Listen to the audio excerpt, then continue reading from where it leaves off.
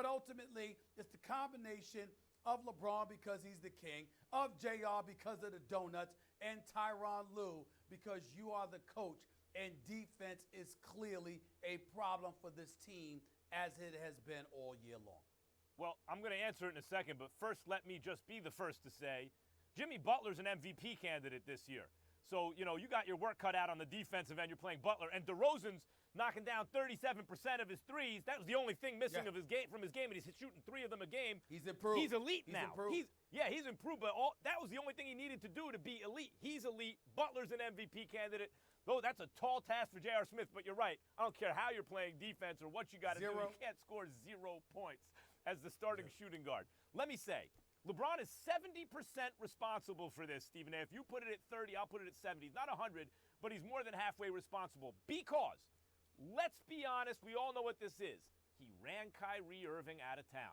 So if you're talking about the state of Cleveland by the time the finals roll around, I think they'll be all right if Isaiah's healthy. But we're talking about right now, LeBron ran him out of town. And he did so in a way that devalued Kyrie's trade value.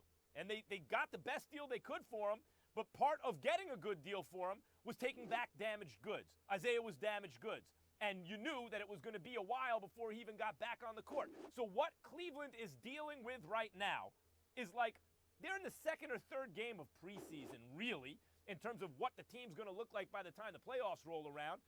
They're just getting their legs under them because, and this happens to Cleveland all the time. It happened this year. They started slowly, then they're on a roll. But now they got to integrate, not reintegrate, but integrate an enormous piece on the offense, the second most important offensive player.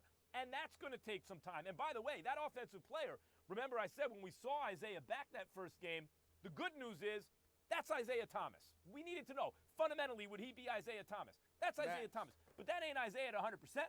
Isaiah. I need to ask you a question. Go ahead. I need to ask you a question. I need you to clarify. When you say LeBron ran Kyrie out of town, exactly what do you mean and what are you saying? Their relationship, it is no secret that even though Kyrie doesn't want to discuss it, that their relationship is why Kyrie wanted to leave.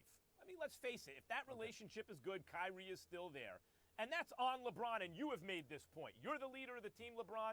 That is on you. Even if Kyrie's being hard-headed or difficult, and we see in Boston, Kyrie is a team player. I was fooled a little bit thinking, Kyrie may be getting selfish. Actually, you see the way he plays point guard. He's a real point guard. He's a team player. LeBron wanted to use him off the ball a lot because that's actually the best thing for